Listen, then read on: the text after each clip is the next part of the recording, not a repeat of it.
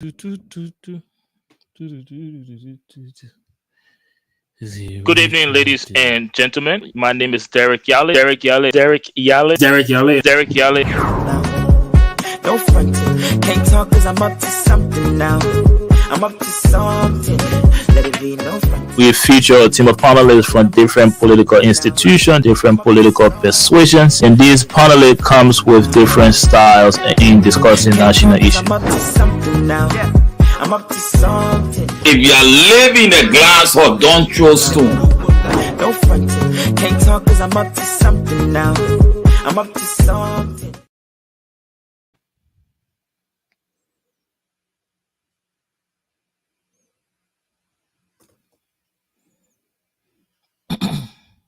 We're going. Well, good afternoon, ladies and gentlemen, wherever you're joining us from. Thank you for joining the Liberia Radio and Television Network. And thank you for being here with us for season 4, episode 6 of The Horizon. I'm playing host tonight. My name is Eric Yale. And guys, before I get into what we have for you tonight, let me encourage you again to please follow this network on Facebook, and that is the Liberia Radio and Television Network. And also, please share this program so that you and your friends and family may be able to benefit from what we have planned for this episode. And as you know, the Liberia Radio and Television Network is a media institution right here in Northeast Philadelphia. We cover events in the diaspora and also in Liberia as we speak. On tonight's episode, we will feature a team of panelists.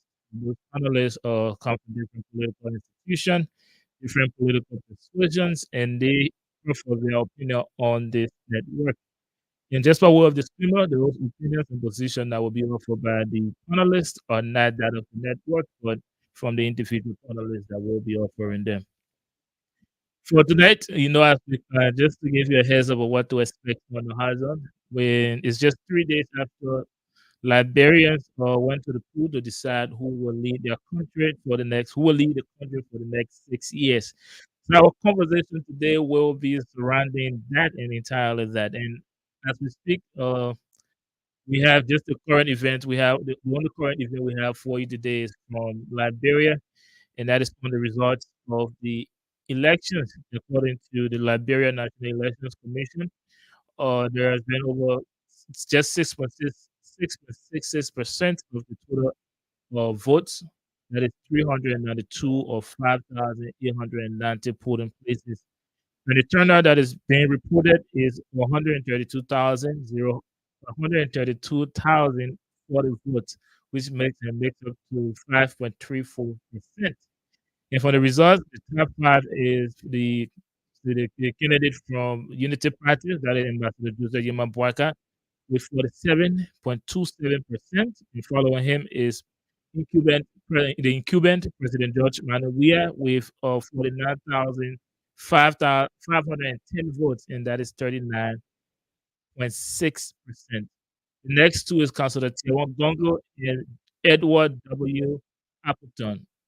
Councilor Gongo, 3.59%, and Mr. Appleton, 2.26%. So that's the top four.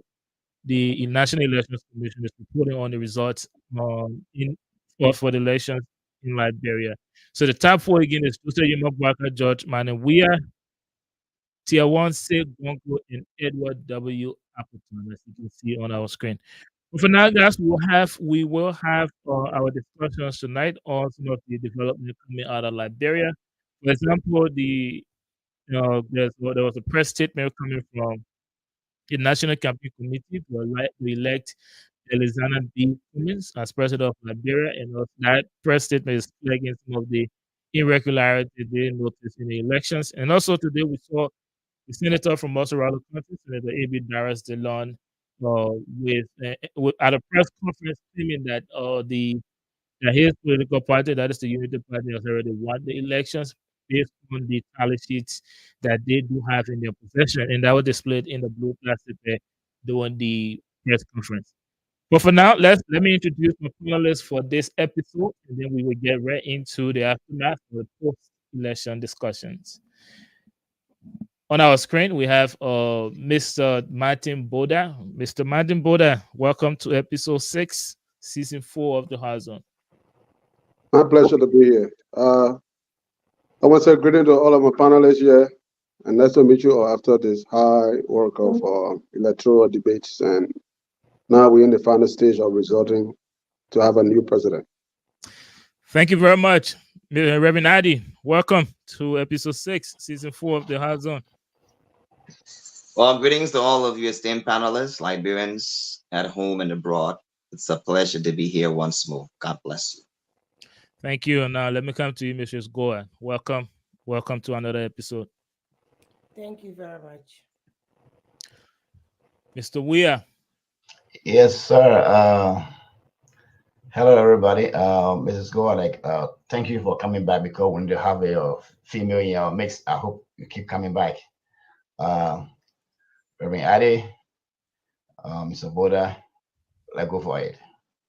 Thank you. And guys, as you know, we usually have our current event discussions. So this is what we're going to do. I'm going to give you guys a minute and 45 seconds to give your take on the elections. How was the elections and what do you make of the post-elections discussion, all of what's going on? So I'll give you guys a minute and 45 seconds to just give us an introductory statement on the aftermath of the elections. But before I do that, let me encourage all of you watching us on Facebook and YouTube to please follow this network, and also please make sure to share this program on your Facebook page so that you, your friends, and family may be able to benefit. Let me start with you, Mr. Ja Winkin Weir. The National Elections Commission announced only 6.6% of the votes. And so far, the Unity Party candidate, Ambassador Joseph Yema Boyka, is leading with 46.27%. Give us your take on that and also everything that's been surrounding the post-elections discussion. Mr. Weir. Thank you for this opportunity. Before I do that, I'd like to take this time to thank my little brother, Isaindo Greenville, also Samson Q. Weir, for his election as representative for District 2. Regarding the what is unfolding right now in Liberia, I will say, given what we know, Liberia is making progress. For the fact that we haven't really heard any serious clashes or violence in Liberia. And what I have to say too is that this is the first time in the history of our country where results are being announced as they are counted at their various precincts. And so if any results are announced officially by the Election Commission, which is responsible to do that, but the fact that all candidates and other observers are present at these polling centers, that should really come to the attention of the Election Commission that they should not do anything funny, specifically because of what we have had in 1985 elections. I know there are a lot of things people are saying right now, but I don't want to talk about that because there is no evidence. Secondly, this is my first time, even today, that I started hearing about Mr. Appleton. I don't know who he is, or I haven't heard about him, to be very frank. All that I know is that we have 20 contestants for the presidency of Liberia. And so I would like to encourage all of us to be patient a little bit and see what happens. Thank you very much, Mr. Ja Winkin Weir. And guys, as you can see in the bag, I have the timer, so I can't be accused of giving too little or too much time to any panelist. Now let's go to you, Mrs. Goa. Talk to us about these post-elections development coming out of Liberia. Thank you. Well, the elections, the process was poorly organized. So this is no surprise to us the way the elections are going right now, the senatorial and the presidential elections. and the Liberian people have reached a stage where they are not trusting the process. And right now it looks calm until we don't know until the announcement is done. Then we will probably know whether the Liberian people accept the results or not. I personally would like to, really call on the international community, because what we see is like the elections are being rigged right in front of our eyes. And people who we saw in the elections are candidates that were ready or campaigning. The votes are not being counted toward them. And I see Mr. Appleton, nobody really knows who this man is. People from Liberia are so concerned. They have been calling us and trying to find out who is he. So if the votes are being counted for him this much, I think that there was a deal there with them concerning this. They know exactly what they're doing. I am not going to mesh my tongue here and say, oh, I don't want to say this and this, because I know that these elections are being rigged right in front of our eyes.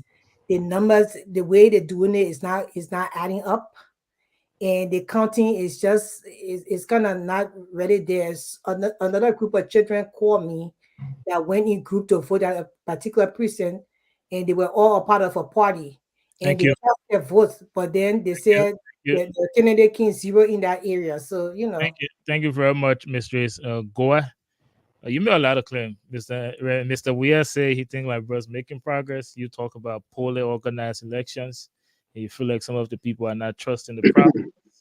And you make a statement. You don't know whether we're going to trust the results. So I'm going to come back to you on some of these things that you said, but let me take Mr. Boda for now, so he can give us his take on the development coming out of Liberia post elections. Mr. Boda. Thank you. Thank you. I think this is a very crucial and critical time in our history for our growing democracy. And what do I mean by that? The state actors in the process must be mindful of utterances, what to say up there and how to present it to the public. We all need to adhere to the law, the rule of law through the electoral process. I understand the tension is high at the moment, but I'm quite sure every political party has a representation at very polling stations. And there are information that they all gather, and those information are in our possession as well. So I personally believe that we should remain calm and steadfast as we monitor the process carefully and do our analysis and be slow to speak at the movement, because we might say things out there that might have the potential of bringing violence or bring peace. We know there are a lot of irregularities that we're seeing at the moment that we didn't see the night of the election or the day of the elections. And this is where we have to be careful how we make pronouncement and state at this point. Because Liberia is very fragile, as we all know, and we don't want anything coming out of the election that would derail our process. It carry far back from where we are right now. Thank you very much, Mr. Boda. Let me hear from you now, Ms. Reverend Addy. Talk to us. Give us a take on this development coming out of Liberia post-elections discussion. Well, certainly the NEC today has announced that out of 5,898 polling places, 392 have reported.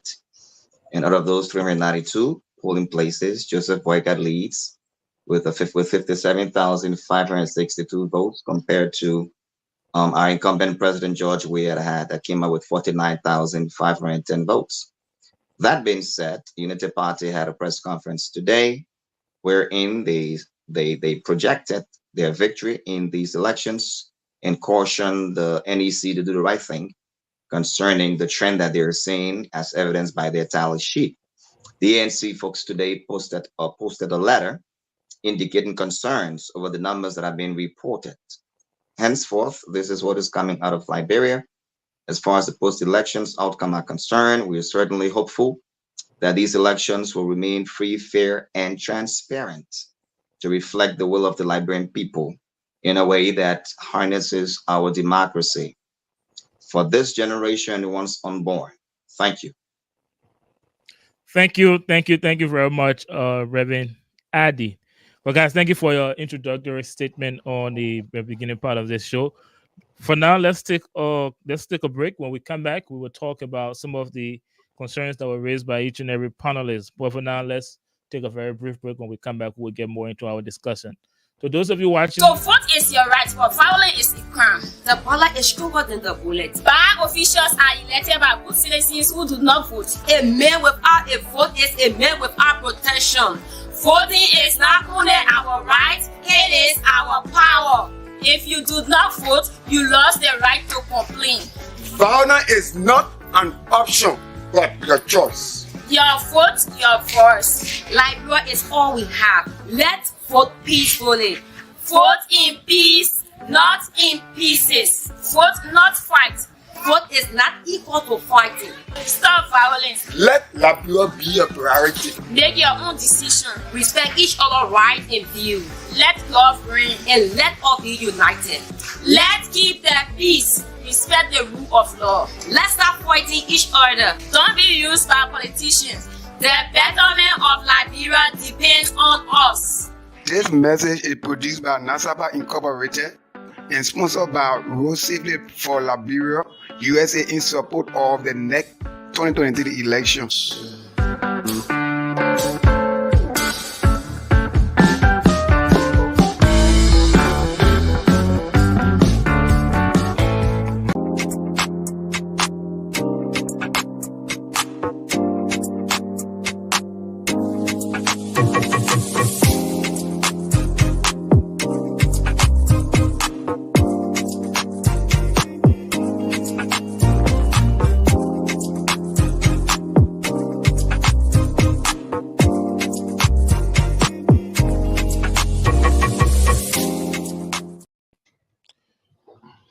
Thank you very much, guys. Again, thank you for staying with us.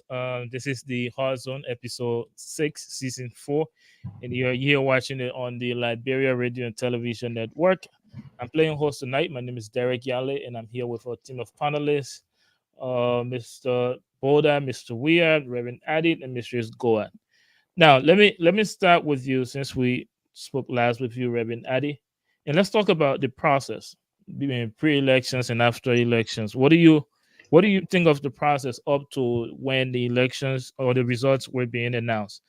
Earlier, Mrs. Goa made a statement saying that she thinks that the elections were poorly organized, and she's saying that she feels like most Liberian or some Liberian might not be trusting the process, and that will result into them possibly not accepting the result. What do you think about the process, taking that into consideration? Well, I certainly will not answer Mrs. Goa's suspicion about the process, but I'll tell you this much. Every political party should have fielded in poll watchers to observe the process, and numbers that have been announced before the NEC are a reflection of the paper that all of the political party poll watchers signed, and then they're sent to next possession for an official announcement. So if there are electoral discrepancies, which indeed we've seen over the period of time, from the issue with Sino where the ballots were wet to ballots being capsized in different counties and the delay because of the road conditions and so forth and so on, delays in precinct opening for the people to vote. So all of these are certainly challenges which the NEC acknowledged.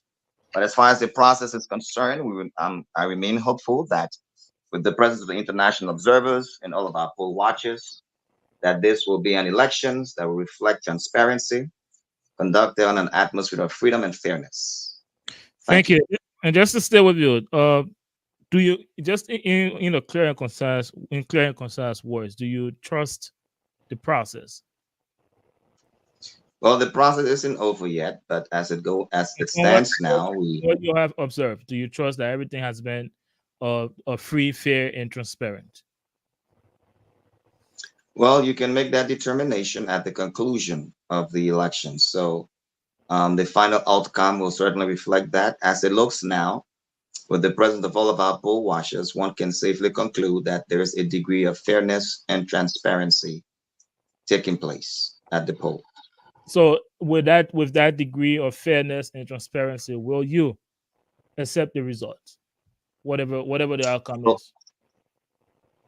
Well, will you accept the result, whatever the outcome is? Whatever the National Elections Commission announced. Because you say there's a degree of transparency. Will you right, as evidenced by the presence? Let me rephrase the question. I'm sorry, or maybe I'm using you. Will you encourage every political institution and every Liberian to accept whatever result the National Elections Commission announced?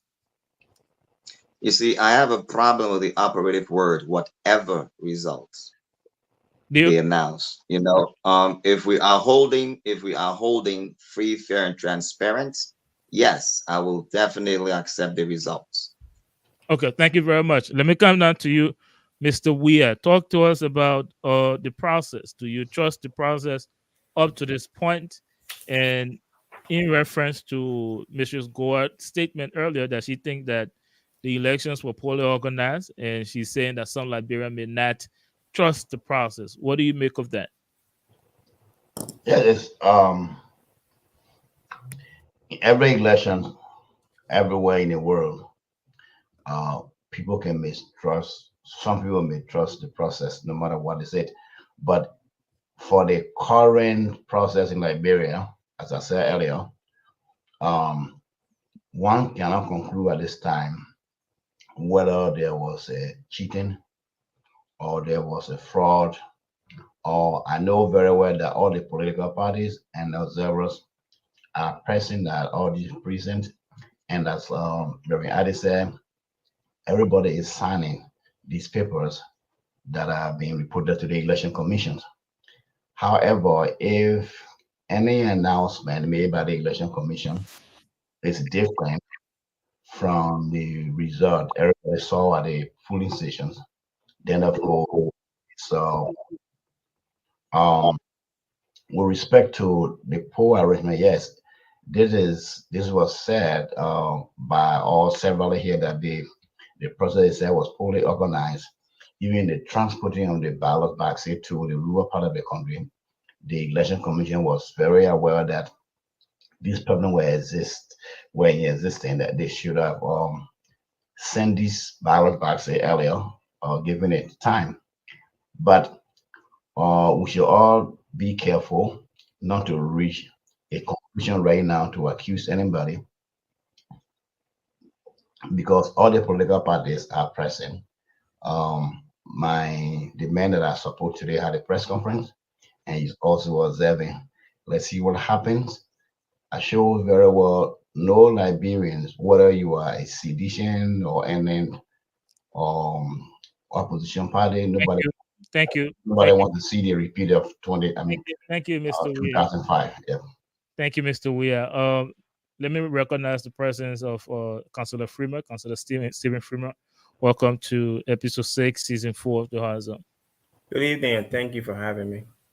Thank you very much. Now, let me take you, Mistress Goa. Give her and try to expand on, if you can, please expand on what you mean when you say the elections you feel was poorly organized, and you feel like some Liberians may not necessarily trust the process given how things are going on with the results being announced. Mrs. Goa. The thing is that Liberians, most of the time, I'm hearing myself, most of the time, we just don't like to be very truthful to ourselves.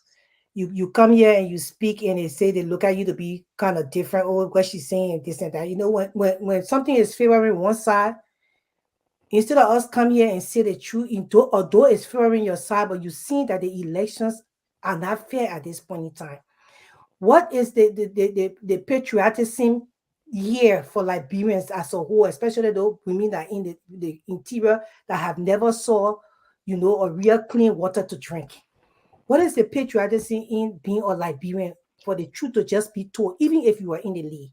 People sit here and now they don't want to say, oh, right now I can't determine, we have to wait until the end. And we see what's happening is right in our faces and we still cannot admit it.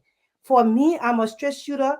I'm a woman, but I will say the truth as it is because I have my voice, and my voice belongs to me. I can speak whatever I want at this point in time. The elections is not fair. We can see it broad day in our eyes. The reason why I said the process was poor because the process was poor. We came on the same platform. We talk about the process. It was not feasible at all to anybody.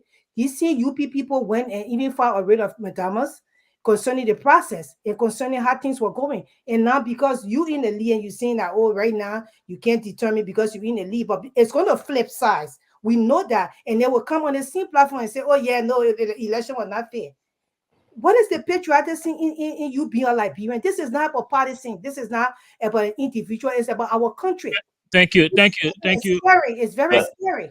Thank you, Mr. Go. Now, I'll give you 15 more seconds to answer this question. You're claiming that the election in your words is not fair. Like, do you have any specific evidence to point to? Have you not seen the different unfair party? Just for our audience, just point to some unfair party that you're saying. Oh yeah, I have seen. I have watched the different voting centers, and we see different complaints come from there. There was a woman there taking pictures of people of voting cards. They have another voting center. They have hundreds of ballots that was already checked with a particular candidate name already checked. And I'm sure when I look at the listing of the ballots, how the people were listed, is that Appleton man name that was checked ahead of time. So these things were playing. It's not just happening. They play these things. There is cheating in the elections. Period. Thank you, Mrs. Goad. Let me hear from you, Mr. Weah.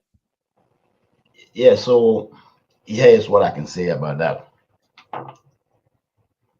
I believe that we all know how many votes that are expected at each precinct. For example, the Election Commission already released the listing of eligible voters. And so my point of contention is that I'm not trying to defend the Election Commission or any political party. I support Gongolos in this campaign. But as I think Sam, we all know he's not going to win. But we are talking about Liberia. It's not about being a patriot or not a patriot. It's about speaking the facts. Well, I will speak clearly if anyone were to present any evidence, because all we are hearing is on a radio from people saying this and that is what I'm talking about. So instead of jumping into conclusion, since all the political parties, they got legal counsel again, they got lawyers representing them as well. They will do the proper thing to file legal actions. So instead of jumping the guns about cheating or crime foul, or we can speculate, but that is not enough reason to believe that the entire process is a fraud in favor of one or team A or team B. So I don't want to make that clear. So we should just be careful and see. We know that Liberia is poor. The process cannot be compared to the West because the population is less than people that voted, less than 3 million people voted, less than 3 million people voted.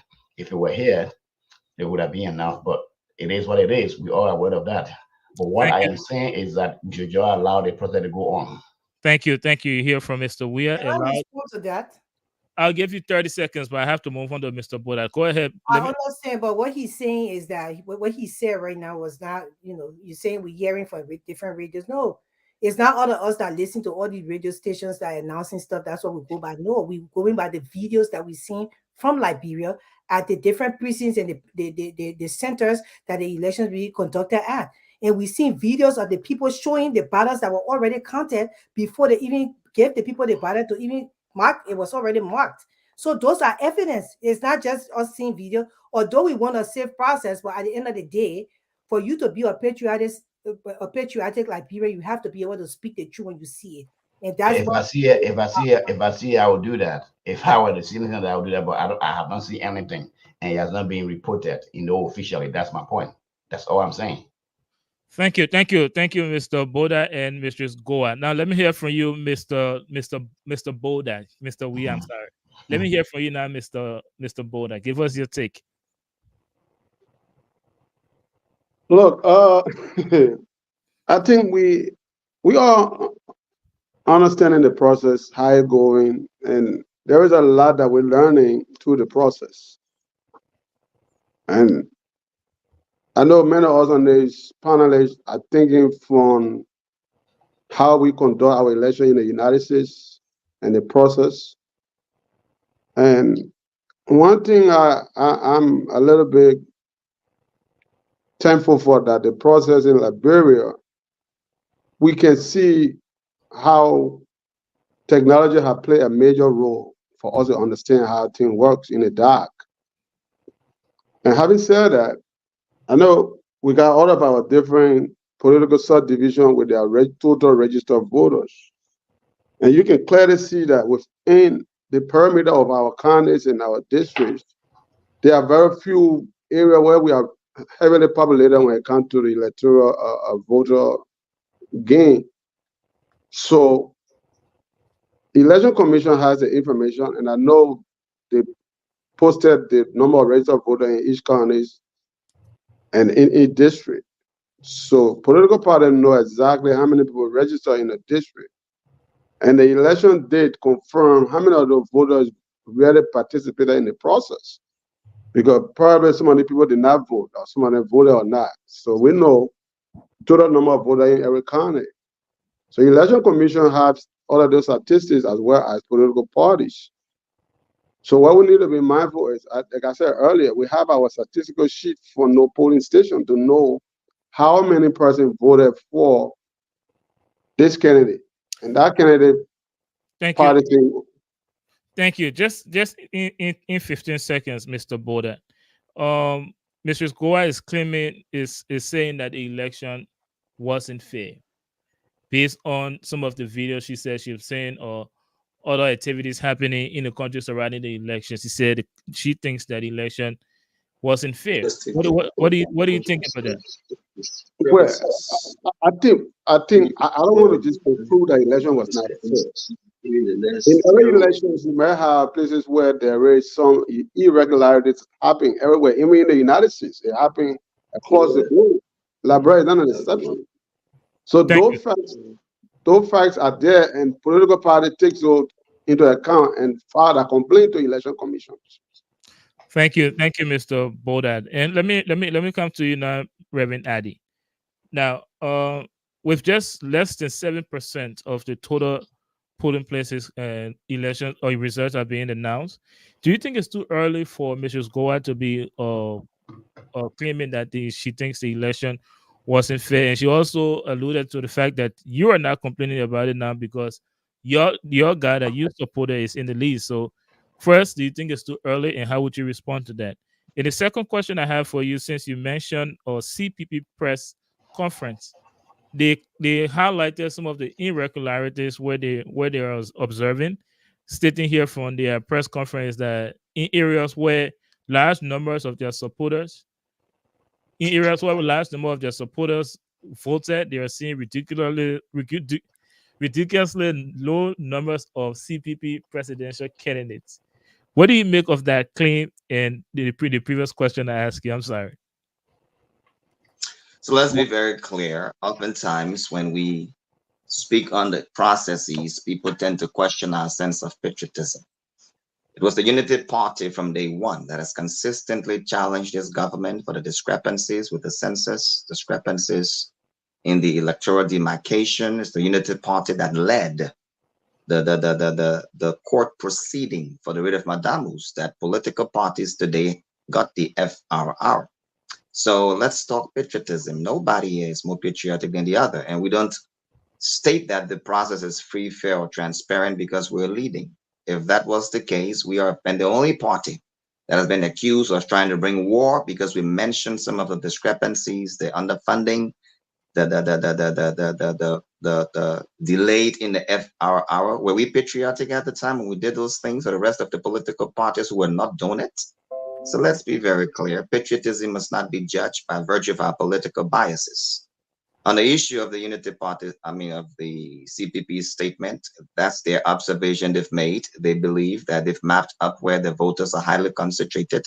And, all they need to do, like how they've often told us, to go to court when there are issues, let them go to court and be able to address these matters. What we see today is something that we've been talking about all along, but we were demonized by our political position simply because we wanted to protect the votes of the Liberian people or the masses at large. So let's be very clear. We are committed to the process, and we intend to speak out even louder than the rest of the other party leaders on these issues pertaining to our elections. We stand for transparency, free and fair elections, but we will not compromise or even tolerate any attempt to subvert the will of the Liberian people.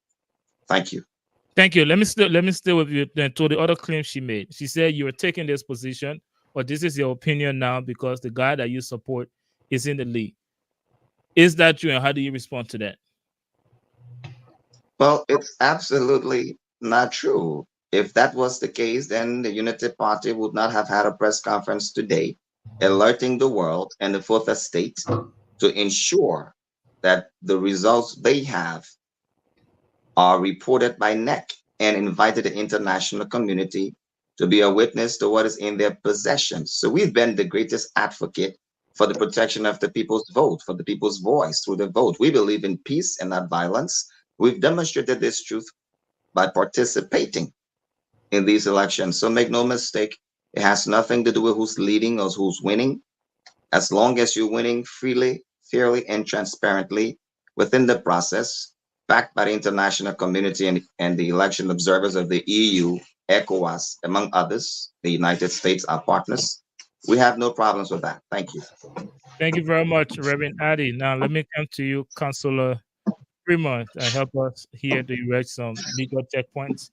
As far as the entire process, we see some political parties are claiming that they are observing some irregularity in the election. Some are claiming that they don't think the process has been fair so far, and others are doing early. They're celebrating early, and because they're in the lead, they're thinking that they have won the elections. So you have observed what's going on. Lan. Talk to us and our audience about the process. What do you think of the process so far, and what would you say to the voter population and also to political institutions? You're muted.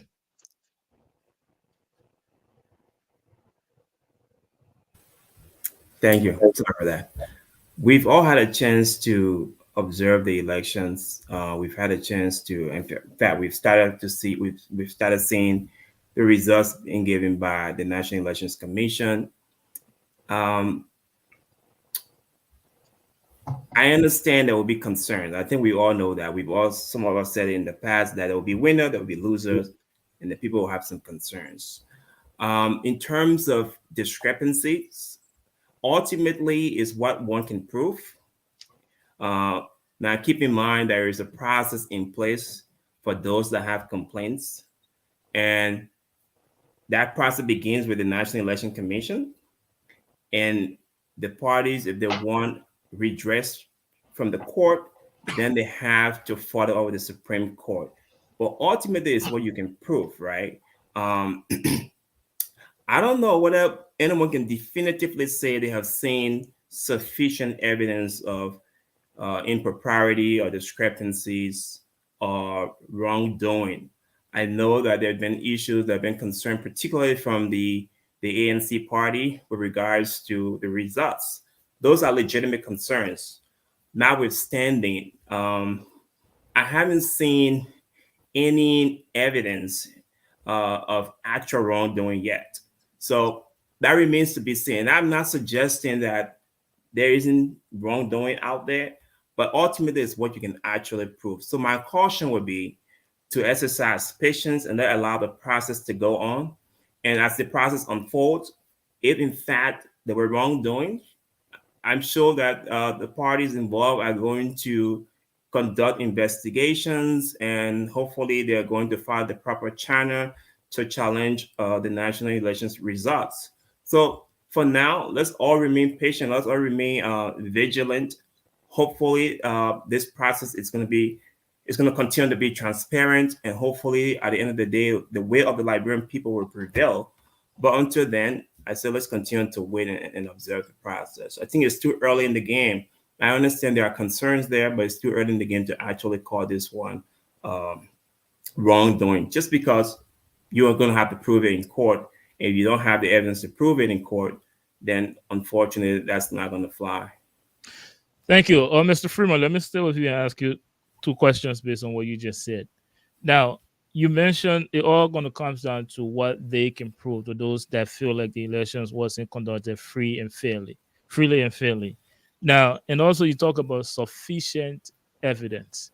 Taking into consideration that I think we had a couple of shows ago that you said the justice system or that we question the justice system or whether Liberians can actually trust the justice system. One, when you say sufficient evidence, what can you define that with your legal knowledge? And also, can they trust the same justice system that we also talk about the inadequacy here on the show? So can you talk about those two things for our audience? Yeah, we talk about we talk about transparency, we're talking about confidence. I think the word actually used the last time was the lack of confidence in the system or in the processes, right? And that brings me back to the same point that I made the last time. You need to have confidence in the process, in our justice system, in our enforcement system. And without that, there is a recipe for people to opt to other means and avenue to seek redress. Now, in terms of what has to be proven in terms as far as evidence goes, ultimately, if a party decides to bring a claim, that claim has to initiate through the NEC. They have to bring it within at least 7 days. Article 83 says it has to be brought within 7 days of the results. Now, NEC has 15 days to deliver a result, right? At 7 days of the delivery of that result, those that have complained have to bring it within 7 business days. NEC then has at least 30 days to adjudicate. And then after that 30-day adjudication, if you still have a problem with the results, you have to now file to the Supreme Court within another 7 business days. That is where it gets really important in terms of what you can actually prove, because the Supreme Court is the court of law, is the court of our final arbiter. They make the final decision. And I believe the burden of proof there would be by the preponderance of the evidence. You have to prove by the preponderance of the evidence that there was wrongdoing. Without sufficient evidence, you may not be able to meet that threshold. So I think it's still early in the game, but what I will continue to urge people to do is continue to be vigilant, continue to follow the process, because if you truly follow the process, and in fact, if there is discrepancies and improprieties, they are going to be able to uncover those things.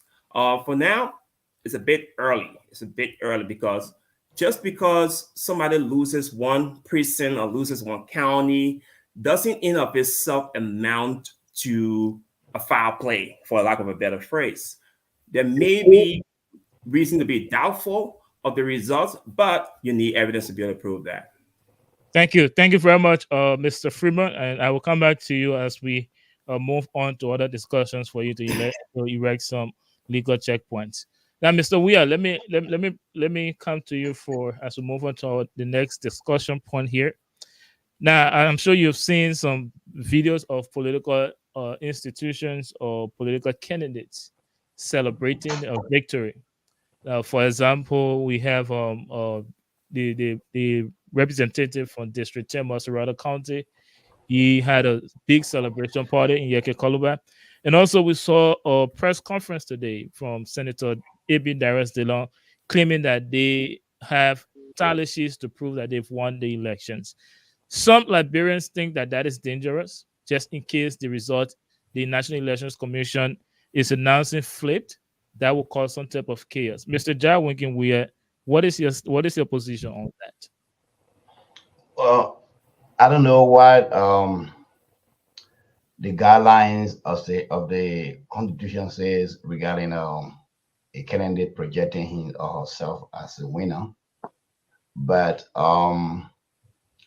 in my opinion, anybody can say what they want. The Election Commission has the last saying. As I said earlier, once the results are all tabulated and matched what they have at the various precinct centers, the actual result will come out. Yes, I did see some celebration of candidates, not the presidency. Before I started, I talked about my little brother in Sino County who won the seat as a representative in District 2. So he celebrated too. I saw Yaka Koluba briefly, but since the whole day I've been working, so I really don't watch a lot of stuff. But what is very, very thoughtful for all Liberians to think about is Liberia is for all of us, and that is a one seat, which is the presidency. We got 20 candidates. All the 20 of them will not win, only one has to win. But all those who are leading, especially the United Party that's now leading, if they are sure of victory, they should remain calm as well. They should not cause anything that will bring tension in the country. The country, the society is fragile. We are not that sophisticated to deal with a very serious confusion in Liberia. We do not want for anything to happen that did not happen during the casting of the ballots. So I will encourage all Liberians again to be very, very careful. If you win, well, that's okay, but you are not the last person to say or to declare the final result. Thank you, Mr. Weah. Now let me come to you, Reverend Adi. You heard Mr. Weah. He's calling for calm. He's urging every Liberian to remain calm as the elections results are being announced by the National Elections Commission. Now, I want to bring to your attention the press conference from Unity Party or AB Darius Delon that you mentioned earlier. Do you think is a recipe for disaster for political parties that are in the lead to start celebrating or claiming victory while the elections results are being announced? What is your take on that?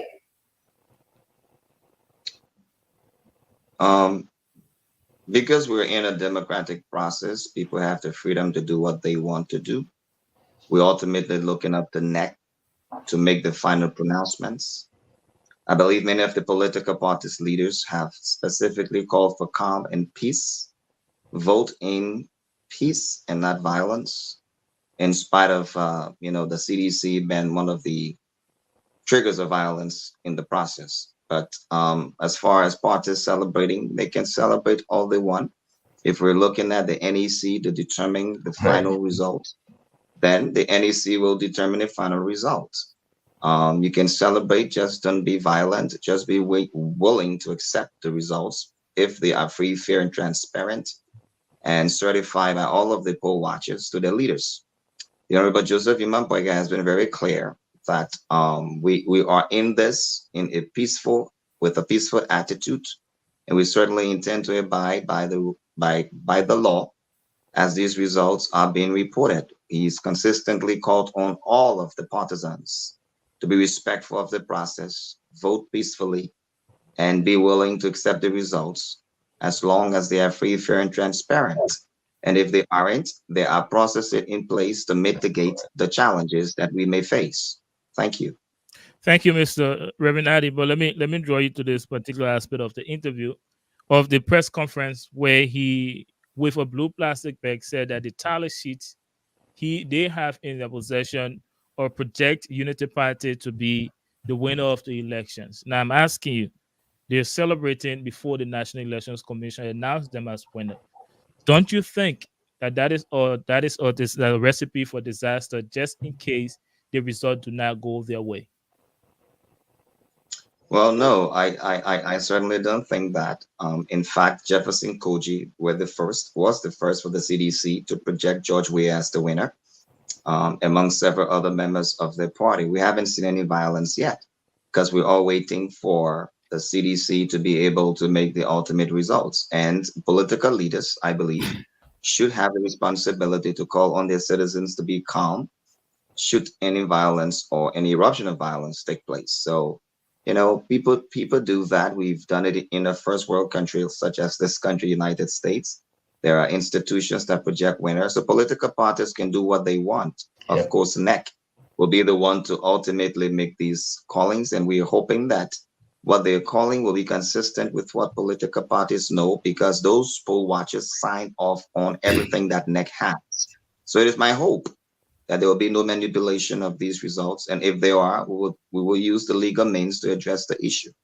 Thank you very much. Mrs. Goa, let's hear from you on a premature celebration, claiming victory. What is your take on that?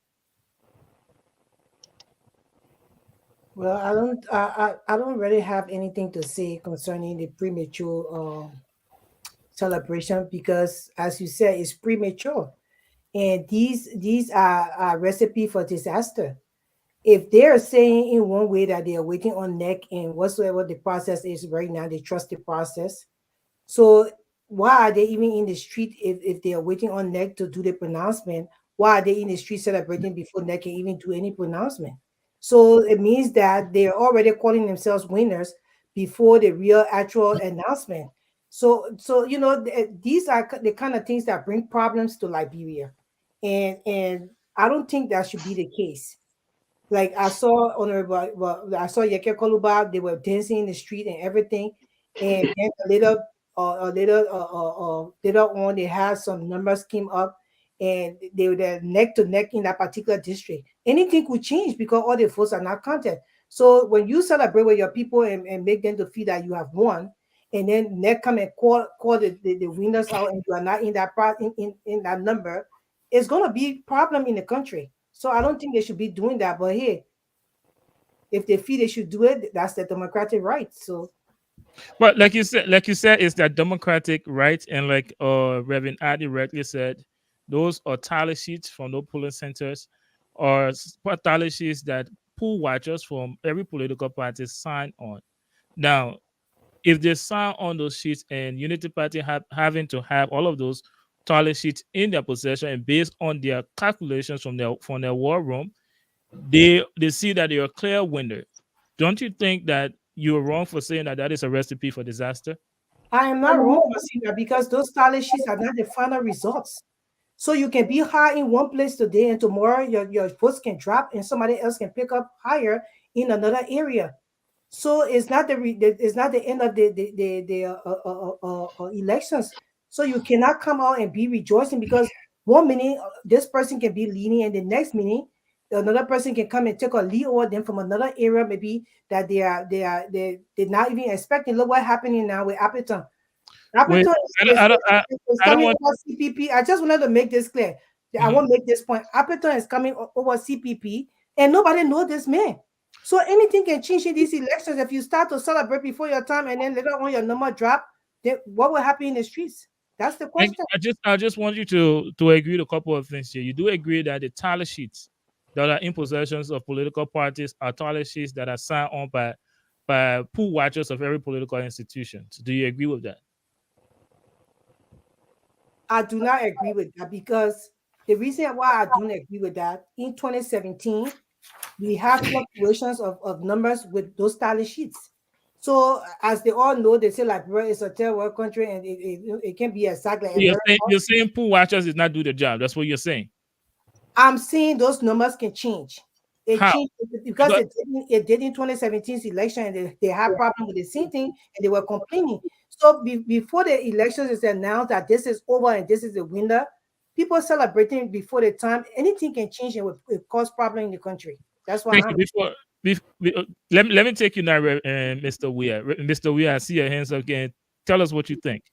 Oh yeah, this is what I think.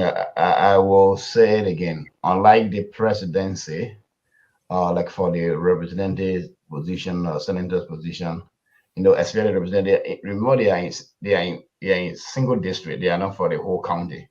So by now, prior to the announcement of the election commission, when the counting completed, they got a sheet. They can tell whether they win or not. It's just a matter of waiting for the election commission to do the official announcement. But once you get your sheet, your tally sheet, everything, for representatives in the district, like in Mosebari, we got 17 electoral districts. So I don't know how many of them are. So I believe that those who are celebrating are those who really see that they counting all. Perhaps what they are thinking about is that maybe the one that have not been counted in their prison will not make any change in numbers if they were to count that. So in that way, one can come out to celebrate without waiting for the election commission, assuming that the election commission will really announce the sheet that were all signed by the parties. That I think so. I don't think anything wrong with that. But Yega Koluba, I saw his group. I don't think they were violent. They were peaceful. They are so what? In my opinion, what I'm saying is that it's nothing wrong with that. what is critical in this election mainly is the presidency, because we do not know. But for representative, it's easy to tell if you are a winner. Mr. Can I say something quick? Mr. Weir, let me ask you this though, and let me ask you this based on what the Sekou Kalasco said on his Facebook page. They are licking it, in other words, claiming victory, even though Unity Party is in the lead. CDC is celebrating, Unity Party is celebrating that they have won the elections. Are you saying that you don't see anything with that? You don't see anything wrong? No, here is what I'm saying. If I am a contestant in the district, because for district it's easy to, if you complete it, counting the process, you can know all the votes are counted, the tally sheet, everything is signed, and nothing is outstanding. Or even if something is outstanding in a single community, you know the expected vote that is eligible. I mean, the number of votes that is eligible to vote in that particular precinct. If that cannot affect you, you can conclude that you win. That's what I'm saying. So what I'm trying to. Okay, with respect to the two parties, here is what they are doing. Here is what Unity Party is doing. Unity Party is making the announcement to prevent or to tell the election commission and the international community that they know what is going on, so they will not accept any cheating. What about CDC? At the same time, because at the same time, because the CDC, they are saying, well, they will laugh last. They say one who laugh laugh the best. CDC is saying that they're winning too. Thank you. Yeah, that's what I'm saying. But but all in all, with all of that, so long there is no fighting, and the election commission will be the one to announce the result. If anybody can claim that they win, but the actual tally sheets will tell the real winner. CDC too may want to do that to encourage the community to support themselves. Thank you, Mr. Weir. Can I have 30 seconds to just yes, go ahead. Let me give you 30 seconds. I will come to you next, Mr. Boda. I'm sorry. Concerning the district, you just said that once they have the information from the district and the different voting places in the district, they can always go ahead and celebrate. But remember, the district that Akaras Gray is running as a representative, the guy who is running against him was claiming victory. And today, Akaras Gray started claiming victory that he has won that particular district. So we are confused here with the whole way, the counting and everything, because this guy claimed victory and was on social media that this guy had flogged Akaras Gray with a wide margin. All of a sudden, Akaras Gray came today and said he has won the elections in that district. So it doesn't matter whether it's the presidency or the other elections for the senators and the representatives. It's not good. It's not really good for them to be celebrating like this in the street, because when the elections commission, as you guys claim, is very fair right now, and everything's going on fine. When they come and start announcing the people who have won, we don't want any confusion in our country, because we'll come back here and then we'll hold you to it. That's what we're saying. Thank you very much, Mrs. Goa. Now let me hear from you, Mr. Boda. What is your position on early celebration for a key political institution? For example, Unity Party celebrating claiming victory, the CDC celebrating a claiming victory. What is your take on that? Well, yes, what I can say. There are things that are very constant within the electoral process. We have a given number of registered voters within each constituent district, or however you might call it. Take, say, for example, Mosarado has the total number of registered voters of 900,162 voters registered in Mosarado County. So within the electoral district within Mosarado County, Yaga Kolba, for example, might know how many registered voters within his district that is on our precinct. So that number of registered voters within a given district, the total precinct overall, you have poll actually in a various polling center in that district. And those people collect data in regards to the number of voters they receive from that various precinct within that specific segment of that district. So you can easily tell that a district, somebody winning the district, unlike the presidentials that we have a lot of components. We have the entire total number of people within the 900 voters registered voter in Maserado. So that instances are different. So if I was a representative in the district and I know from all the prison within my district, and I know the total number of registered voter and how much I won off of that, and I do my percentage and how many registered voter, all of that registered voter that were in the prison, does everyone vote? Maybe everybody did not vote in our district. So the election commission has now can make the argument. They can do that statistical work. I have 100 voters in the area. You can tell, okay, this number of voters, this are still voters, and that total you divide, you know who wins. Mr. So Mr. you can get that number out there. Mr. Yeah. Buddha, I'm asking on the optics on political parties celebrating before the actual results or full results are announced. Now, it's true we all have one thing in common during this elections process. One is to maintain and protect the peace we already have, the fragile peace, I should say, that we already have. Now, the question I'm asking you, both political parties are celebrating, not celebrating because they think they will go in the win. They are celebrating because they think they have enough talent, or the tally sheets they have in their possession project them to be the winner. And Liberian people have the saying, they say you can know if the Christmas going to be good from the eve. What I'm asking you, Mr. Boda, is based on this celebration claiming victory, don't you think this is a recipe for disaster after the elections results are announced? Don't you think that's a recipe for disaster? It's understood they're not fighting. There's no incidents of violence during these celebrations. It is their constitutional right to celebrate. But do you think that this is a recipe for disaster? Where it could be, but it's also serving as a deterrent to the election commission that people are aware of what is happening.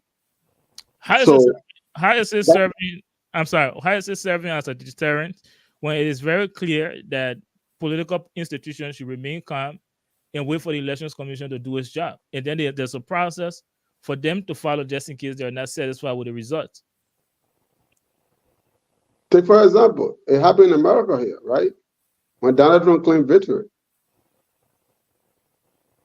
So there are a lot of instances. So let us not mix up things because political party claiming victory, that means they won the elections. No. The official result for any presidential candidate will come from net.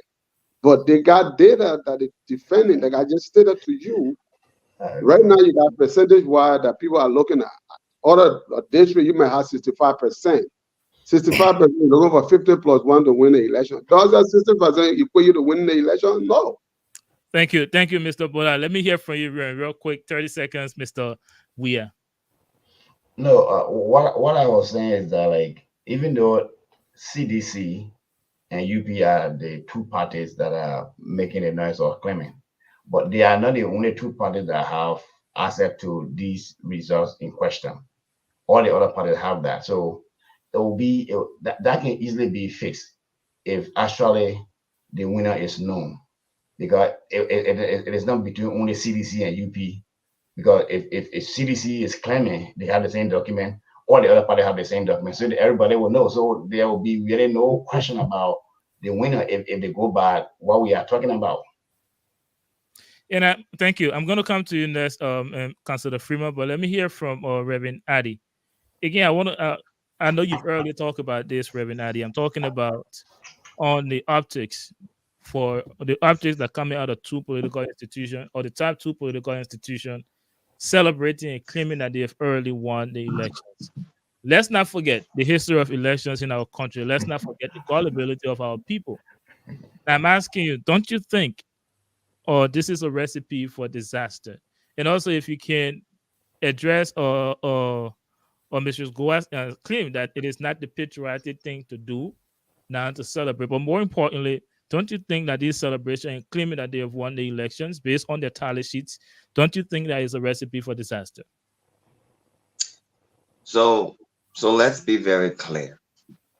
Those who have tally sheets and projecting themselves as winners, if those numbers are a true reflection of the signature of those who look at them and sign them and send their respective partners, and the NEC announces something different, that could be a recipe for disaster. That is exactly. Let's be very clear. That could be a recipe for disaster. If what the parties have in their possession, signed by their poll watchers, and NEC announces something different, that's a recipe. But let's be very clear. These elections are very sensitive matters. It is our hope that there will be no breakdown of law and order, irrespective of your passion. And that is why the Honorable Joseph Imam Boyka has consistently called upon all of his partisans to respect the law and ultimately wait for the results of the NEC. Is there a propensity for confusion or breakdown law? Of course. Let's be honest. People wouldn't be very happy. You certainly will not control everybody. We don't have enough police officers or military personnel in the streets of the Republic of Liberia to curtail everything. There will be some issues, but it is our hope and that all of our partisans will respect the process and hope that NEC does the right thing to maintain peace and stability in our country. And also this government at large, which is responsible ultimately for the peace and security of the people. So again, I have no problems with those partisans or leaders attempting to project themselves as winners.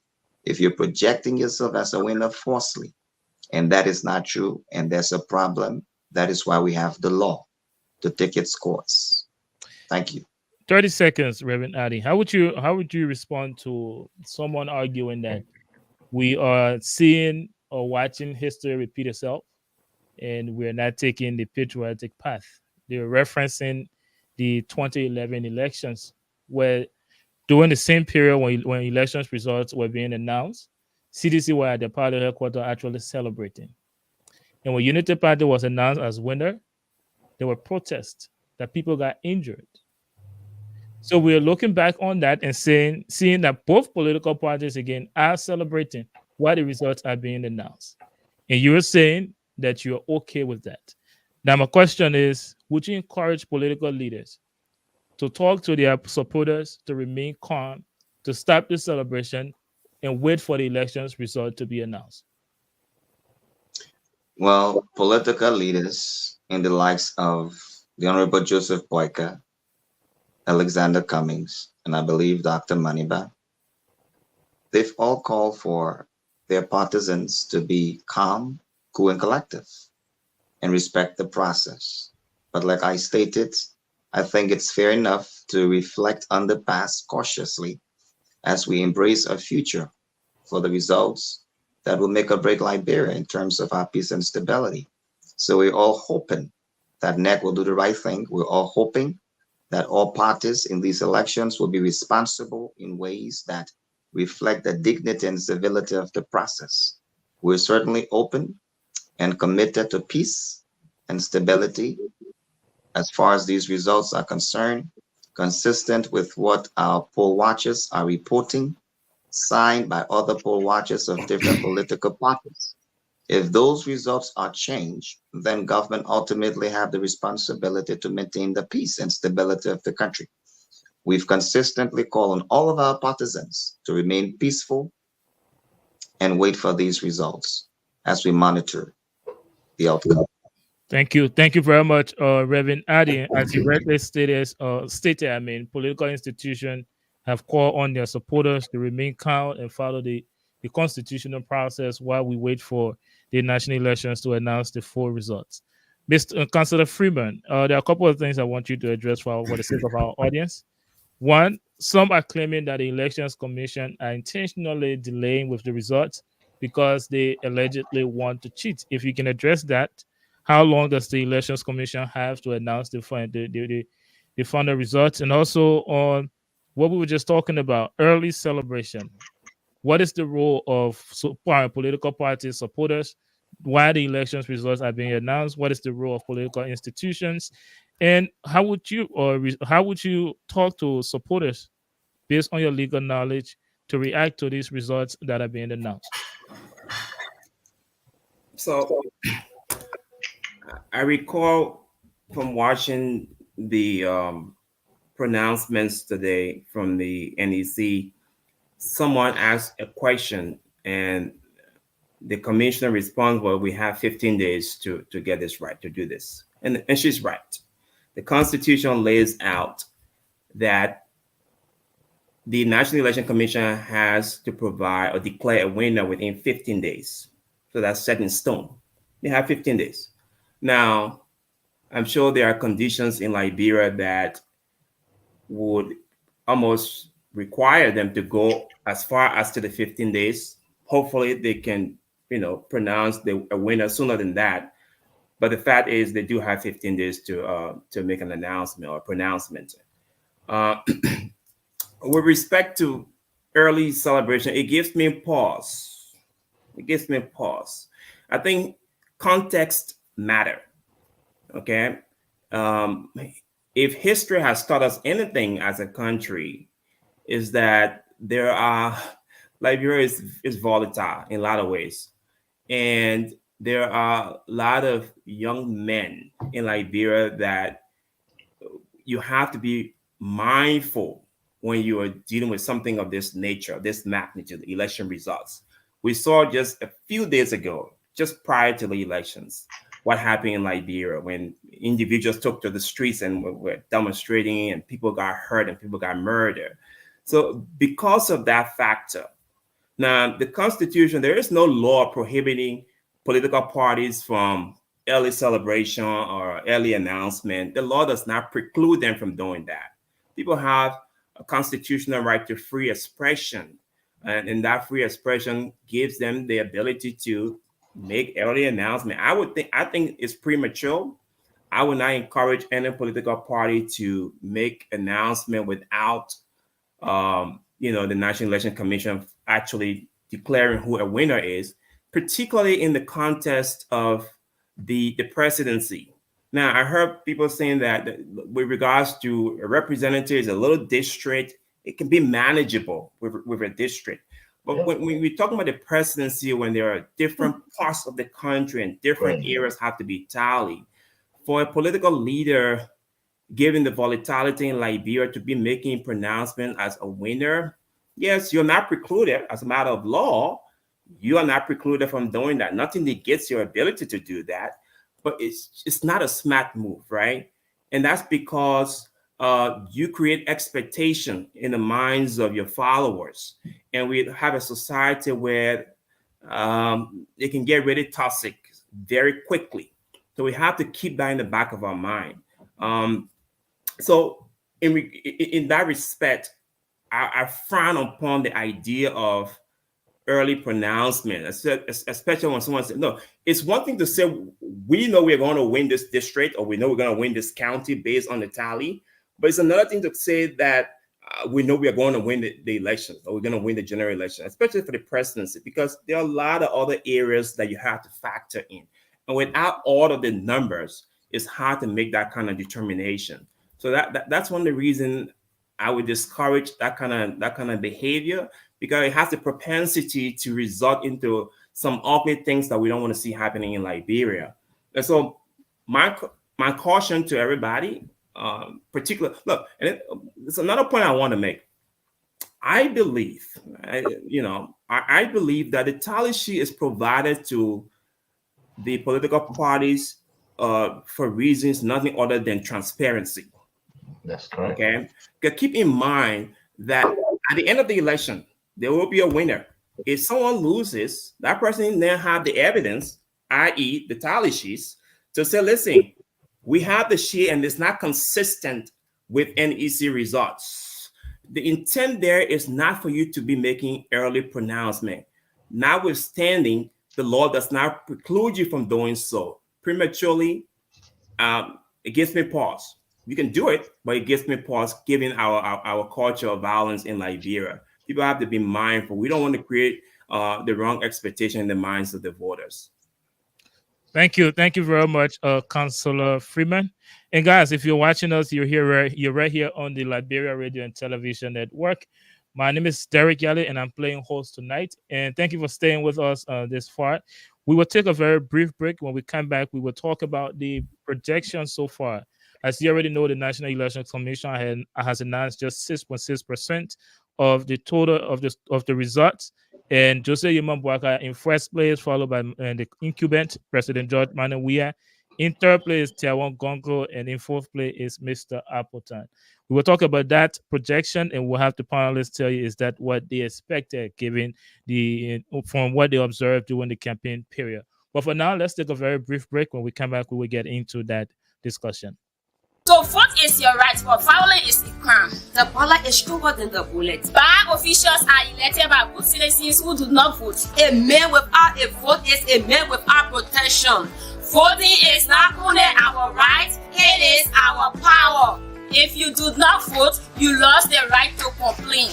Violence is not an option, but your choice. Your vote, your voice. Liberia is all we have. Let's vote peacefully. Vote in peace, not in pieces. Vote, not fight. Vote is not equal to fighting. Stop violence. Let Liberia be a priority. Make your own decision. Respect each other's right and view. Let love reign and let all be united. Let's keep the peace. Respect the rule of law. Let's stop fighting each other. Don't be used by politicians. The betterment of Liberia depends on us. This message is produced by Nasaba Incorporated and sponsored by Road Safely for Liberia, USA, in support of the next 2023 elections. Hey there. Many Liberians are members of social clubs, 501c NGOs, and school alumni. Many Liberians are trying to open their own 501c NGOs, home care agencies, and social clubs. Does your organization have a professional website? Does your web platform have the right wording and content to attract grants? Hopefully you're not running your organization only through social media. There's a more professional route. You need an online space where you can craft a positive message about your organization, making your home health agency more credible, which will increase your chances to receive grants. We'll build you a responsive platform for 501c organizations, healthcare agencies, and other types of organizations. We'll provide you with full website maintenance, membership sign-in, private charts, Facebook and WhatsApp integration, live video feed for all your meetings and special occasions, a dashboard for members to see all the activities, and email and text auto reminders for meetings. We'll build with donors and 501cs in mind, and will help you solicit grants and automatic membership due collections. Building you this amazing platform will only be a membership fee of $19 a month. Call or email us now. Let's upgrade your website. Home health agencies and small businesses, you owe it to your company to project the best image possible, and we can make it happen. Visit www.tiamit.com or call 215-966-8679. Ask for Tommy.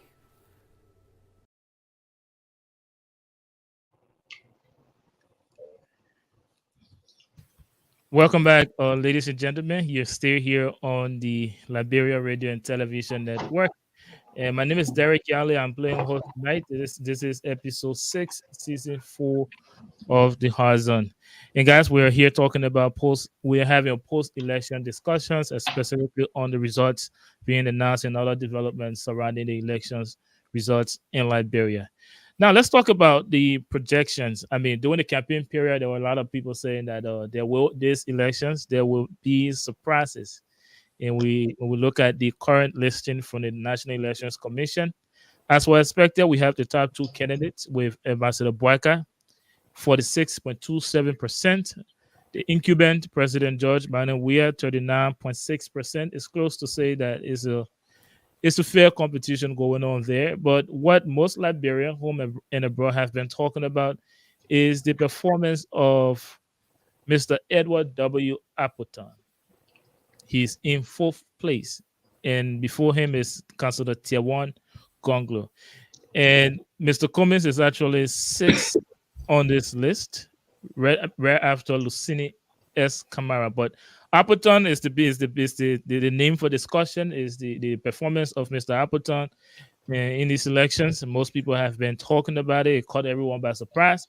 So let me have our panelists give you their take on the current projections and what do they think is going to happen as more results will be released to the public in the days to follow. And Mr. Freeman, I will come to you last, obviously, and you will erect some legal checkpoints based on your knowledge. But let me hear from the panelists, beginning with you, Mr. Bowden. What do you think about the current projection? Is this what you expected? And also, how do you think this list going to look as the results are being announced based on what you saw during the campaign period? Well, with the current result coming from the net, this is too early. You talk about 100% of registered voters, and you got 6% of the vote being counted. You talk about 94% of the vote have not yet been counted. So this number is just a minute portion of what we expect to see. So as we go further in counting the number, as the number comes in, and net kind of tally the number and come out a result, you realize the percentage of voters the percentage will start to drop, goes down lower. So right now, with any high percentage, is not to make anyone to say to win the elections, because you haven't gone anywhere. You still have 94% of the election number to be tallied. So we haven't gone anywhere. So this number should not make anybody think that they won the election from a net perspective. Okay, so if anybody is thinking that because you have this percentage you win, you're not doing anything yet. Now, based on what you saw during the campaign period, how do you think the list is going to look like? Let's say at the end of this results being announced, who do you think is going to take the first 5 spots based on what you saw during the campaign period? So exactly what we're playing out. If you look at the number of people that were showing up behind political parties at the Bill rally and the outcome that you saw, that's what we're going to play here. So you're going to have 2 rivals, all of the rest of the people are all going to drop out of the list. What you're going to see are going to be the CDC and the Unity Party on that list of contestants. Some of the people will not even come out to a percentage point in the electoral in the overall count. Thank you very much. Let's hear from you, Reverend Addy, on the current projection for the National Elections Commission. What do you make of it, and what is your expectation as more results are being announced? Well, certainly I anticipate that the Unity Party will win on the basis of the trajectory or the trend at which this election is being progressing, and also based on the tally sheets that the Unity Party has been projecting. But it is my hope that indeed, when these final results are called, that we'll all comply with these results in the interest of peace, the results that are consistent with what the political parties have. So it is my expectation and hope that the Unity Party wins these elections for the current reporting of the numbers and the trends. Thank you. Thank you. And just to stay with you, the same question from Mr. Bode. Specifically, what do you think about Mr. Appleton performance? And also, how do you expect, I know you already say you anticipate that Unity Party will win the elections. What do you think about Appleton performance, and who do you think will occupy the top 5 spots based on when most of the results are announced?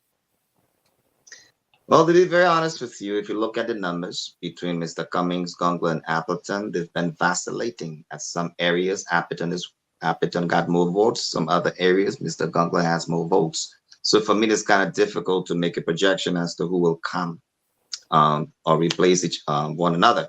But that being said, I'm confident that this race remains a 2-man's race between that of the Honorable Vice President Joseph Yuma Boyka and our incumbent President George Weah. The first 3 maybe it's any one of them of the 3, Mr. Appleton, Mr. Gonglo, and Mr. Cummings may become 3rd. I do not know. Is that consistent? Is that consistent with what you thought during the campaign period? Like with respect to Mr. Gonglo, Cummings, and Mr. Appleton, I find it difficult to predict who will replace who in the numbers. I'm asking, is that what you thought during the campaign period? Do you find it strange that CPP that got 7% in the previous elections, is it what you thought that they will perform this poorly during this during these elections? Quite frankly, it is certainly a shocker for me as well to see how badly they are performing. So I'm personally very shocked in light of how Mr. Cummings has been all over the country, and the last coming out of the CPP at the Anthony Tubman Stadium. So I'm a bit surprised and quite frankly disappointed at what I'm hearing and seeing concerning the numbers. As a matter of fact, people are even joking about it. They're calling it bingo numbers or children age number, testing the mic 1, 2, 3. That's pretty much disappointing and shocking. Thank you. Let's hear from you now, Mr. Weir. Talk to us about these projections. Do you think? Yeah, go ahead. You got the question. I will still think that there will be a second round for the presidency. I want to make that clear first. There will be no outright winner, given the participation of many candidates. With respect to my candidate, as I said earlier, that people were going to be surprised. We were going to put a surprise. There were some silent voters. From what I have been told, or many people have been told from the Gonglo candidates, that if Mr. Boakai was not a candidate, because most of the people I told what they told me, they would have voted for him. So it is very difficult at this time to conclude that either Unity Party or CDC will go for second round, because I remember in Lower Grange there, some part of Grange there, I know, for example, Gonglo will do well there, because there are certain places that I know that he will also do well, where we haven't got any results. But with respect to the CPP, collaboration of political parties, I don't know what is the real problem. Why they have, maybe it's too early. I expected that he would have won his county, which is Maryland. And the last time when we appeared here, they said they were going to win at least 3 counties. They were sure of that was Maryland, Grand Bassa, and Mauda County.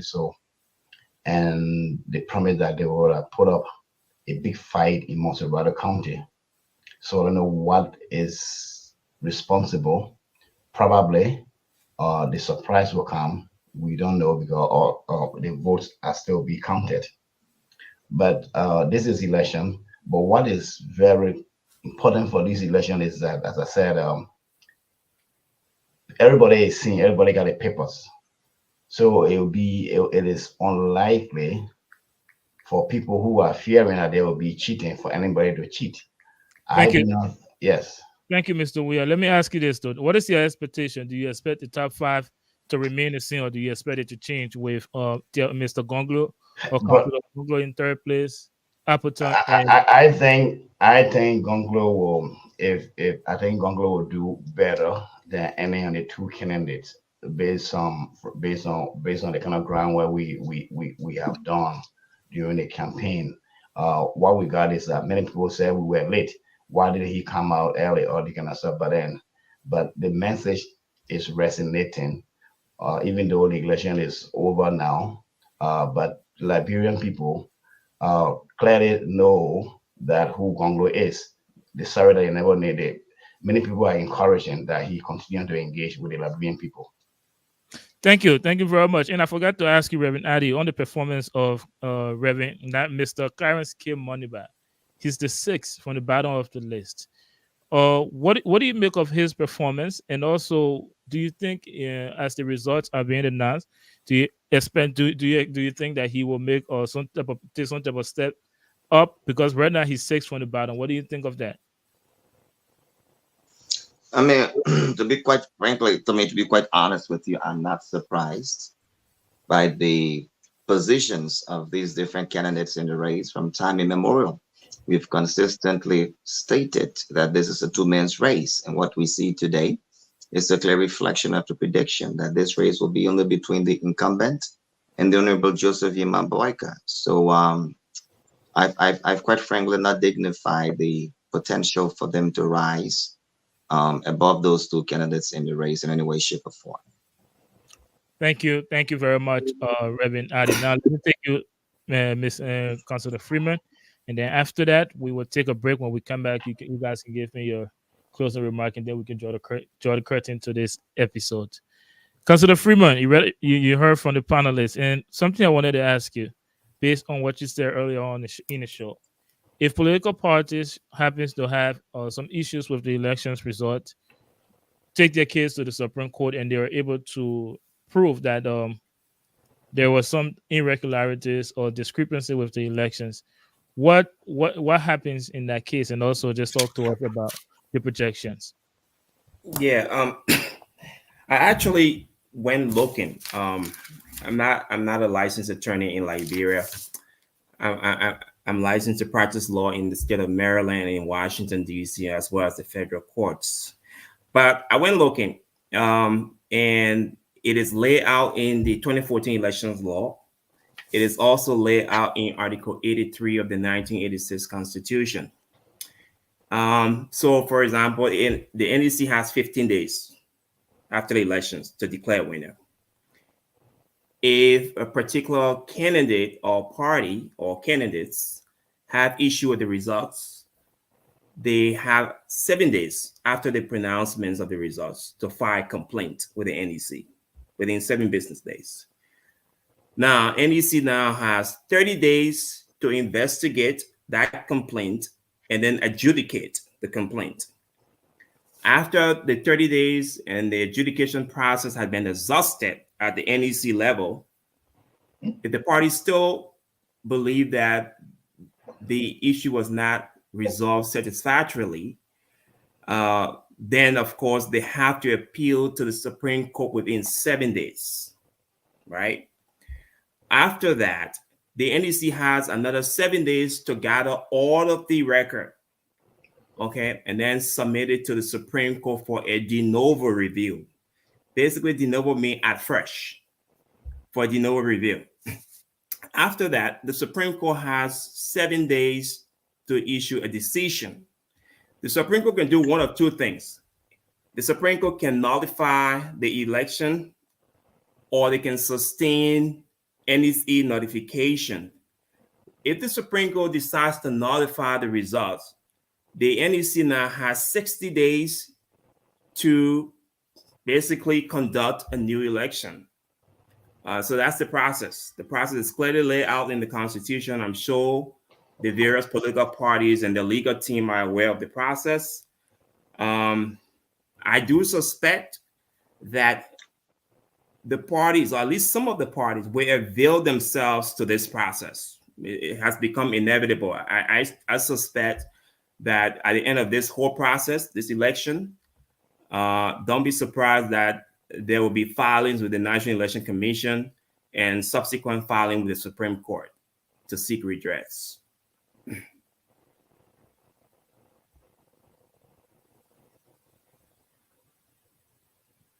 Could you hear me? Yes, Okay. I can hear you. Good. Yeah, we heard everything you said. Thank you. Again, guys, we're about to take a very brief break. Thank you for staying with us this far. When we come back, we'll hear from our panelists. And Mr. Freeman, if you choose to stay with us and give us a closing remark, we appreciate that. But we'll hear Well, I from will let the politicians do that. Gentlemen, have a good night. Thanks for having me. Thank you so much, Mr. Freeman. Thank you. All right, let's take a break. When we come back, we'll hear from our panelists with their closing remark.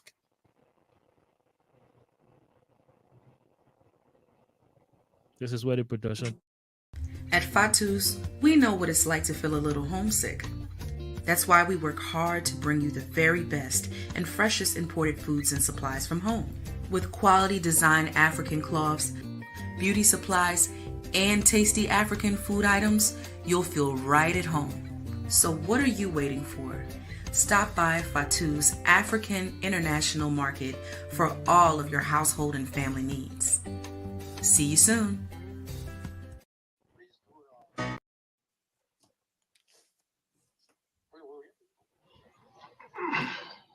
Welcome back, ladies and gentlemen, wherever you are joining us from. Thank you for staying with us this far. You're watching the Hard Zone, episode 6, season 4. My name is Derek Yale, and I'm playing host tonight. We've talked about a lot of things surrounding the post-elections discussion in Liberia and other developments. We heard our panelists talking about the process and what they think about the early celebration from political institutions, and also to talk about their take on the projections from the National Elections Commission, as we await more results coming from that body. But for now, let's hear from them on their closing remark on this entire program tonight and what final message they have for Liberians. Let me hear from you, Mr. Boda. I'll take you first. Well, my final message to my Liberian brothers and sisters: remain hopeful and be peaceful. There is light on the hill shining for you. And all you can do is to protect that light to shine. Let us be peaceful. Continue to wait patiently as you did through the process.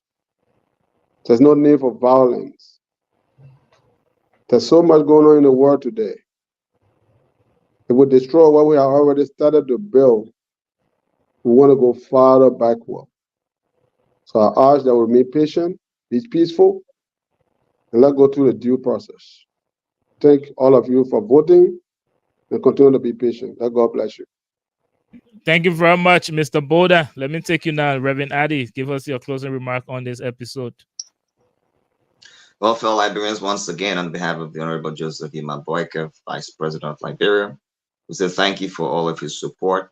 We encourage you to remain calm and peaceful as we follow through this process. It is our hope that we will all, for these electoral outcomes, celebrate at the appropriate time for a new beginning in building a society that every one of us can be proud of.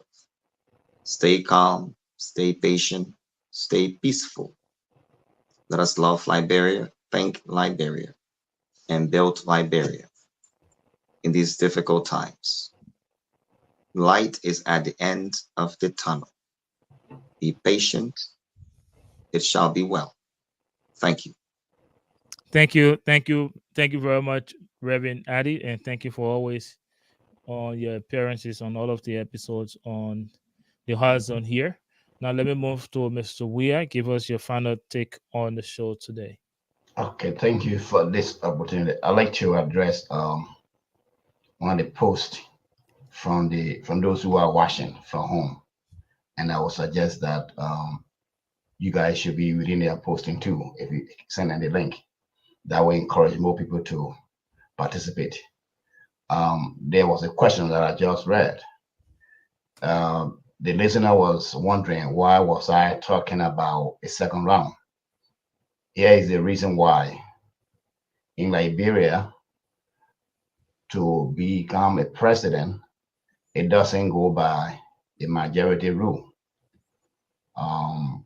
That is to say, right now we got 4 candidates that are somehow out up there. If one were to get 40, other one get 30, other one get 10, still there is no winner because it doesn't go by majority rule. One has to win 50% of the total votes counted, eligible votes, not the one that they threw away. You got to win 50% of that total vote plus at least one additional vote before you can be declared as a winner. To become a president is different from winning a seat as a senator or representative. That is why there may be a second round. But I'd like to, at this time, thank all Liberians for participating peacefully.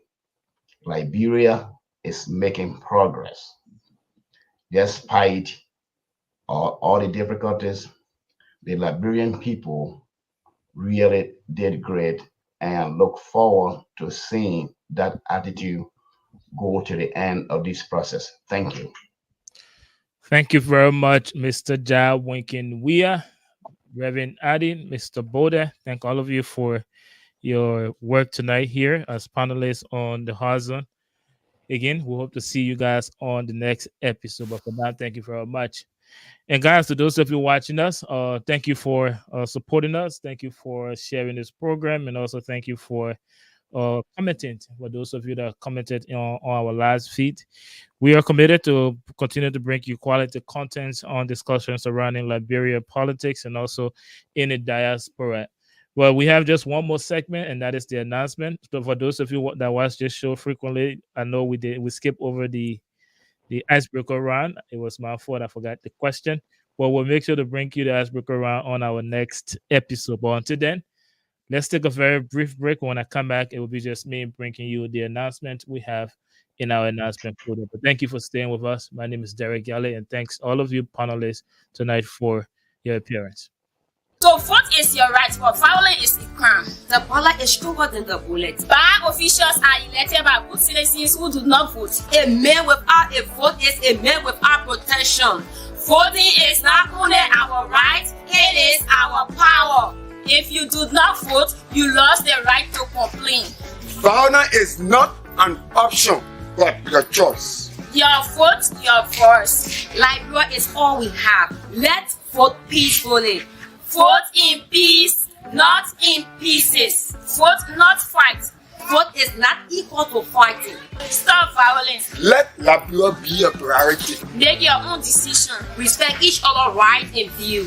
Let love reign and let all be united. Let's keep the peace. Respect the rule of law. Let's stop fighting each other. Don't be used by politicians. The betterment of Liberia depends on us. This message is produced by Nasaba Incorporated. Hey there. Many Liberians are members of social clubs, 501c NGOs, and school alumni. Many Liberians are trying to open their own 501c NGOs, home care agencies, and social clubs. Does your organization have a professional website? Does your web platform have the right wording and content to attract grants? Hopefully you're not running your organization only through social media. There's a more professional route. You need an online space where you can craft a positive message about your organization, making your home health agency more credible, which will increase your chances to receive grants. We'll build you a responsive platform for 501c organizations, healthcare agencies, and other types of organizations. We'll provide you with full website maintenance, membership sign-in, private charts, Facebook and WhatsApp integration, live video feed for all your meetings and special occasions, a dashboard for members to see all the activities, and email and text auto reminders for meetings. We'll build with donors and 501c in mind, and will help you solicit grants and automatic membership due collections. Building you this amazing platform will only be a membership fee of $19 a month. Call or email us now. Let's upgrade your website. Home health agencies and small businesses, you owe it to your company to project the best image possible, and we can make it happen. Visit www.tiamit.com or call 215-966-8679. Ask for Tommy. Hi, my name is Theophilus Juliban Nelson I. I am the founder and CEO of Lift Africa LLC.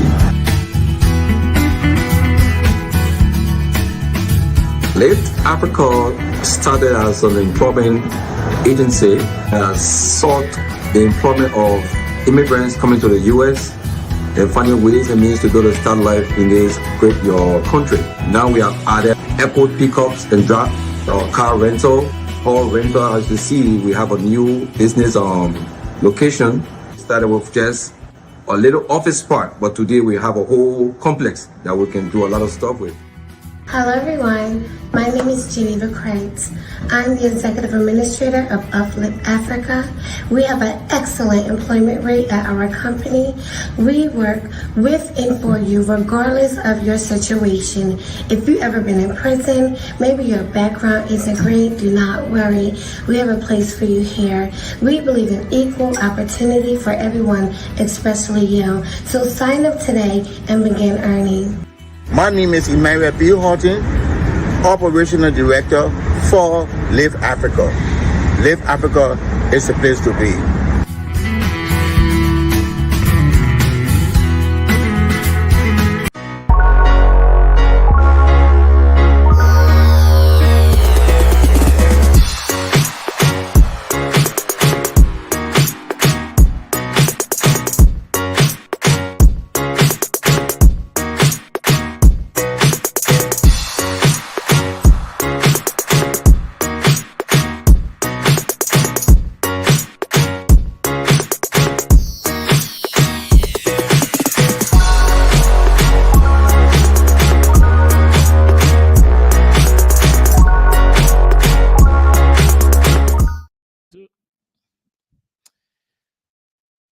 Well, good evening, guys. We are at the very end of the hard zone. We just have one announcement from our announcement folder, and after that, I will bid you all good night. So we have a very special announcement, but before I do that, let me say thank you to each and every one of you that has support this program and also that share this program on your individual social media platform, and also that comment on our live feed, participated in the conversation, and also just encouraging your friends and family to follow this network. And we deeply appreciate that, and we will continue to uphold our commitment to keep bringing you quality content free from any bias.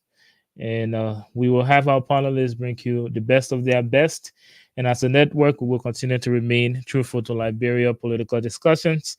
And we'd like to, more importantly, urge you to continue to remain peaceful, to maintain the peace as you observe the National Elections Commission live up to its constitutional responsibility in announcing the results for the just ended presidential elections in Liberia. So again, thank you very much.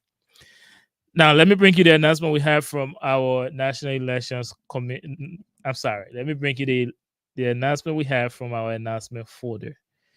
So every year at around the Liberia Independence Day celebrations, the Monrovia Liberia Inter-High School Alumni Reunion here in the United States have our Independence Day celebration. And at that celebration, they do a fundraiser and they do a raffle draw. Fortunately for the Konola Mission, they were selected this year. So tomorrow they will be at the Konola Mission in Liberia, the SDA mission, to do a fundraiser. And I would like to announce that this network, the LRTN or Liberia Radio and Television Network, that usually covers all of the Independence Day celebration here in the U.S., they will be there live tomorrow to cover this event. So as you can see on your screen, make sure tomorrow Konola Mission is the place to be. There will be a fundraiser. There will be some goodies going on over there. Don't let me tell you. Be there and encourage people that live around there to go on the Konola missions tomorrow and to observe this great occasion. There will be prizes given. So do your best to not miss that. Again, LRTN will be there to cover it. So just in case you don't make it to Konola Mission, you can watch us. You can watch that event right here on the Liberia Radio and Television Network. That's all we have for you in our announcement folder. Guys, again, thank you. Thank you very much for being here tonight on the Hard Zone. We will be back on Thursday, 8 p.m. Eastern Time, and you will have me here again as moderator or host, and we will be back here on the Liberia Radio and Television Network. Remember, Liberia Radio and Television Network is here. We are here, we are there, and we are everywhere. So continue to stay with us. Continue to make sure you're following us and encourage friends and family to continue to do the same. Until Thursday, 8 p.m. Eastern Time, I would like to wish you all a pleasant good night. Thank you. Then Netflix speak out of song. Yeah, I got money that's funny. I'm a fight down to see on Friday. More than anything in the world, I can make me to laugh. When I look at my country, I laugh. When I look at Jimmy, I laugh. When I look at story, I laugh. I can laugh at a hero. I can laugh at a Batman. I can laugh at a zero. I can laugh at a gamin.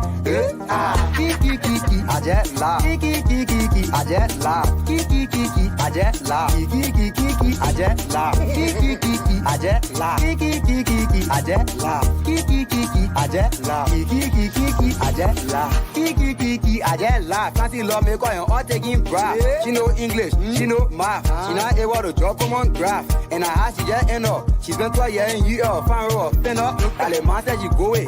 That to say that I ain't inclined not to learn but to try. But the teacher can say it. She not talking in time, she still acting high. I will take pay on more hand. When they pay, I will pass and stay to my one hand. But Jonah can make me to laugh by he paying good money. Don't take off my blast. That's in that talking make me to laugh when they eat a go for when they're not in a class. People funny that's zero. I thought for joke, yeah, but they tell you not zero. Kiki, I just laugh. Kiki, I just laugh. Kiki.